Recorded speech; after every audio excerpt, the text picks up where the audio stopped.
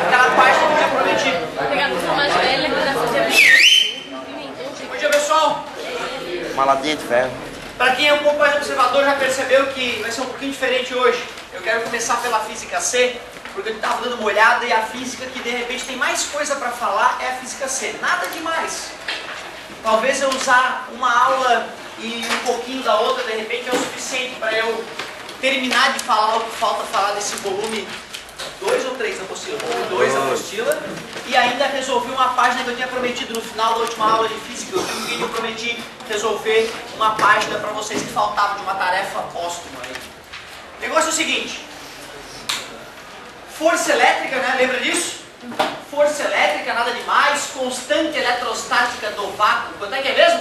9 vezes 10 a 9. É isso aí. Módulo das cargas é módulo porque já que força é vetorial, os opostos, aí a força é uma apontando para a outra. E os iguais, aí a força é para fora. Por isso que não tem o sinal, porque é a seta que determina para onde essa grandeza atua. É assim com as grandezas vetoriais, né? Precisa de uma seta, um vetor. Dessa ideia de força elétrica nasceu a ideia de campo elétrico. Campo elétrico nasceu da ideia de força. Ou seja, se força é vetorial, campo elétrico também é vetorial. Parabéns, show de bola. E a setinha nos ajuda a lembrar disso, né? Só que quando eu quero calcular o campo elétrico gerado por uma carga, mesmo que eu não conheça essa carga geradora do campo, eu consigo calcular o campo num ponto P. Tu vê, no começo, cara, fica difícil até conversar sobre isso, porque a gente está tão cru ainda na história que a gente não tem noção de que uma carga elétrica gera algo misterioso aqui em volta, o tal do campo elétrico. Esta carga está gerando o campo elétrico aqui em volta. Aqui não tem carga nenhuma, é só um lugar. Eu marquei um ponto ali, é só um lugar que eu vou estudar. Aí eu vou lá, pego uma carga de teste que eu conheço, amarro no dinamômetro e coloco no ponto e vejo a força, não é isso? Fazendo essa experiência, eu descubro a força para uma determinada carga de teste.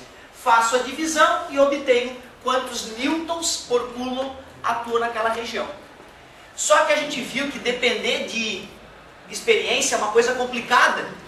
O ideal é ter uma conta teórica para fazer e a gente determina o campo elétrico sem precisar ir para o laboratório. A gente jogou essa fórmula dentro dessa, não foi? E aí surgiu essa fórmula.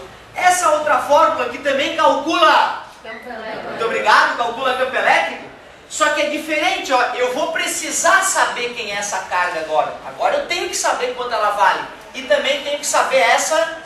Pronto, aí eu jogo na formuleta e consigo calcular o valor do campo elétrico.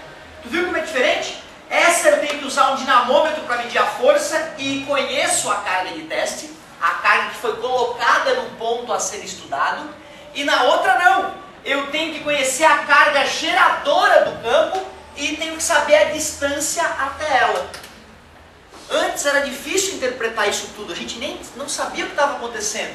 Agora eu acho que é mais fácil entender o que eu estou falando, saber que uma carga é a de teste e a outra é a geradora, a que está gerando o campo a ser estudado. Não que a carguinha de teste, quando está caminhando por aí, né, ela tem o seu campo elétrico, a carguinha de teste, concorda comigo? Né? Mas agora já está mais fácil interpretar. Só que nós vimos que na vida nem sempre força é importante. Aliás, na nossa vida particularmente, o mais importante é a energia. Tanto para o lado de alimentação, quanto para o lado de consumo de aparelhos em casa. Né? Geralmente não está preocupado se o aparelho vai ter força para fazer a função dele. O negócio é, vamos ter energia para isso? Vamos conseguir pagar a conta de energia no final do mês? Por isso nós migramos a partir de força, já que trabalho, força vezes distância, lembra disso? Nós pegamos a fórmula da força e ao multiplicar por distância, para poder calcular o trabalho é sinônimo de quê em física? Energia. Energia, é isso aí, energia, show de bola. Então, para calcular o trabalho da força elétrica, eu peguei a força elétrica e multipliquei pela distância. Por isso que o A ao quadrado sumiu, né? Não é isso? Então, trabalhar com força elétrica ou com energia potencial elétrica é extremamente parecido. Ficou até mais fácil, não tem o A ao quadrado ali. Agora os módulos também não vão mais aparecer. Por quê? Porque agora eu posso dizer que a energia pode ser positiva ou negativa, sem problema nenhum. Né? Não vai ter uma setinha dizendo para onde a energia atua. Afinal, a energia é uma grandeza escalar. Importante lembrar disso. Da ideia de energia elétrica, apareceu a ideia de volts. Se tu lembra que é volts, eu já fico feliz, mas é importante saber o nome técnico da voltagem na física. É o potencial elétrico. É o potencial elétrico, a voltagem. Então veio a ideia de potencial elétrico a partir de energia elétrica. E olha como é parecido com a ideia de campo elétrico. Enquanto o campo elétrico é força sobre carga, potencial elétrico é energia sobre carga. Já que é energia sobre carga, qual é a unidade? Além de volts que eu acabei de falar, né? Qual é a unidade original? Joule, energia por coulomb. Ah, então 220 joules por coulomb significa que quando um coulomb atravessa nossas tomadas de casa, essas partículas que atravessaram de um lado para o outro ganharam 220 joules de energia. Certo? Beleza. Pessoal, olha só. Essa ideia de potencial elétrico também é bem parecida com essa ideia de campo elétrico, não é isso? Né? A única diferença na fórmula é o A ao quadrado e a falta do módulo. O módulo nós já explicamos por que ele subiu. Porque agora é uma grandeza escalar e o sinal importa. Carga positiva gera potencial. Carga negativa gera potencial. Beleza, show de bola. Só que o seguinte, quando eu fiz essas deduções, de certa forma eu fiz uma consideração que tornou tudo mais fácil. Não sei se vocês lembram. Eu fiz uma carga positiva parada, peguei uma outra carga positiva praticamente encostando nela, e aí tinha uma força de repulsão atuando, né? E ela foi carregada até uma certa distância lá para frente. Foi aí que eu apliquei a fórmula, né? Trabalho igual a força vezes distância. Olhando pela fórmula, qual seria a energia potencial elétrica entre essas duas partículas, se elas estão praticamente encostadas? Muito grande, praticamente infinito, né? Certo? Se essa partícula fosse lá para longe, distante, ia ser zero. Lá no infinito a energia dela ia ser zero, né? Tudo bem? Como eu calculei um pequeno trecho ela caminhou um pequeno trecho, desde o momento em que estava encostada até o momento onde foi para uma certa distância, eu não estava considerando a possibilidade de acontecer isso aqui, ó. De a partícula sair de uma certa distância já, de um ponto A, e ir até um outro ponto B. Eu não tinha feito essa análise. Eu estava deixando a partícula encostada e permitia ela se deslocar uma certa distância dele. Isso fez com que tudo ficasse mais fácil na hora de mostrar as fórmulas para vocês. Porque eu não estava preocupado com a mudança de potencial do ponto A para o ponto B. Eu só estava querendo saber qual era o potencial final. Qual é a voltagem no final que a partícula ficou? Quanto energia ela gastou, né, para sair desse ponto encostando na partícula até uma distância D? Isso aqui é diferente disso, ó. Se eu tenho duas situações e duas distâncias para trabalhar, nós vamos ter que ter um pouquinho mais de cuidado para operar. Não é nada demais, eu vou te mostrar qual é a mudança que vai ocorrer agora.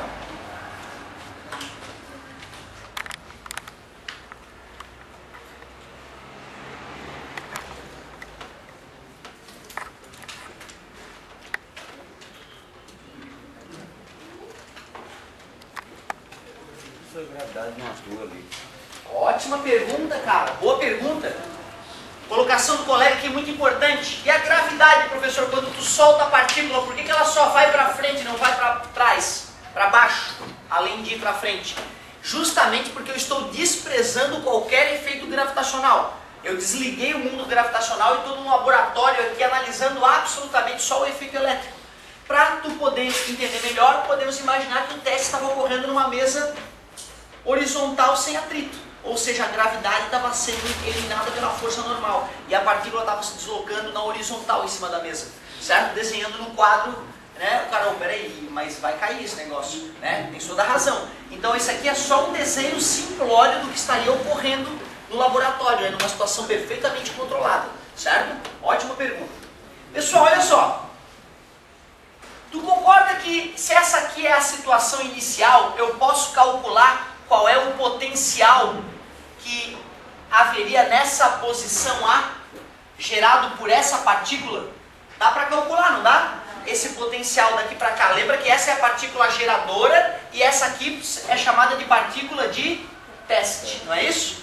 Eu peguei então a carga geradora grande fixa, botei a partícula de teste num ponto A, soltei, permiti que ela chegasse até um ponto B. Então não houve um deslocamento desde o ponto de contato até uma distância D. Houve um deslocamento de um ponto A a um ponto B. Uma pequena diferença. Como é que eu determinaria o potencial gerado pela carga Q no ponto A? Como é que o formulário me ensina a calcular isso? Como é que é? VA. K, que é a constante eletrostática do meio. Qzão, né, que é a carga geradora, não é isso? Sobre dA. Simples assim. O potencial do ponto A, de acordo com o que eu te ensinei, poderia ser calculado dessa maneira. Potencial elétrico do ponto B. A única mudança é que a distância foi alterada para dB. O K continua o mesmo, continua no vácuo, e a carga geradora continua a mesma. Tranquilo? Quando eu te mostrei que voltagem era energia potencial elétrica sobre carga, quando eu te mostrei isso, a voltagem é energia potencial elétrica sobre carga, eu estava desconsiderando uma das voltagens, já que estava encostado no corpo. Eu só queria saber a voltagem final. Só que agora eu quero saber a voltagem de A para B. Do ponto A para o ponto B, não é isso? Já que a voltagem foi de A para B, foi uma diferença de voltagem, uma diferença de potencial, que na física o pessoal chama de dP. O cara vai falar tanto em diferença de potencial, a diferença de potencial, que ele se irrita e passa a chamar de DDP. A DDP, a voltagem de A para B. Aí essa energia, concordas que a energia de A para B faz sentido? Faz, né? Não é a energia daqui até lá, é a energia, a diferença de energia daqui para cá. Energia potencial elétrica de A para B. Só que vem cá, quando eu vou fazer a diferença de potencial de A para B, eu vou ter que fazer assim, ó, VA menos VB, só isso. Então a única diferença é que antes era uma voltagem só e agora são duas voltagens.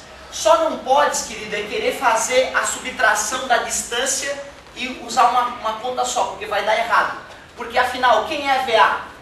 É K vezes Q sobre dA. Quem é VB? K vezes Q sobre dB. E aqui o máximo que eu poderia fazer é colocar o K vezes Q em evidência, né? Se tu quiser alterar um pouquinho a forma. Sobre o outro lado, energia potencial elétrica de A para B, ou energia elétrica de A para B sobre carga. Aliás, energia é sinônimo de quê? Trabalho. Se tu quiser também, como a apostila fez, tu pode chamar de W de A para B. Trabalho de A para B sobre a carga. Então a apostila ela já deixa as fórmulas prontas. Só que não vão existir fórmulas prontas para ti no vestibular. Vão existir aquelas fórmulas lá. E a partir daquelas fórmulas tu vai ter que lembrar. Se eu quiser calcular uma diferença de potencial de A para B, eu faço VA menos VB. E se for de B para A, gente? Isso é importante, tá? É nessa ordem, beleza? É na ordem que as letrinhas aparecem aqui, ó. Isso é de suma importância. Então tu vê, VAB e VBA têm sinais opostos, concorda comigo? Dependendo de onde tu vai calcular. Se eu agora tenho uma situação onde uma partícula carregada vai ser deslocada de um ponto A para um ponto B e o cara me pedir qual é o trabalho para isso acontecer, tu tem que lembrar que energia é a mesma coisa que trabalho. Então, já que voltagem de A para B é igual ao trabalho de A para B sobre a carga que foi deslocada, a carguinha pequenininha, pronto, o VAB tu pode calcular fazendo VA menos VB, tu sabe calcular VA, tu sabe calcular VB, tu faz a subtração e bota ali, tu sabe o valor da carga, está dividindo, passa pronto, aí tu calculou o trabalho. Só que a apostila ela já bota a fórmula desse jeito, ó. VAB. Ela mostra pra gente que a fórmula pode ficar do seguinte jeito. K vezes Q dA menos K vezes Q dB. E aí ele bota ainda o K vezes Q em evidência. Fica uma coisa que de repente pode parecer meio assustadora. E tu não ganha essa fórmula. Né? O que ele está fazendo é já deixar resumido. Ó, o que tu vai ter que fazer no final das contas. Então, quando tu for calcular um VAB, tu vai ter que pegar o VA e subtrair o VB. Mas como o K vezes Q aparece nos dois, tu coloca em evidência. A fórmula fica desse jeito horrível. Ó. Aí o cara pensa, meu Deus, e agora? E tu não ganha essa fórmula no vestibular. Então eu não acho legal mostrar para o aluno isso se ele não vai poder usar. Eu prefiro que o aluno só lembre que para calcular um potencial é K vezes Q sobre D. E ele vai ter essa fórmula no formulário? Essa vai. Aí como é que calcula o VAB? É o VA menos o VB, calcula o V do A, calcula o V do B e subtrai. Só que quando o cara olha aquela fórmula, parece que o mundo está acabando, né? A fórmula fica muito mais feia. Essa fórmula tu não ganha. Na verdade é só usar essa fórmula duas vezes e subtrair uma da outra. Essa ideia é importante de ter. Agora eu vou fazer um exercíciozinho relacionado a isso que eu acabei de falar, para que quando tu for tentar os teus em casa, tu não fique agoniado.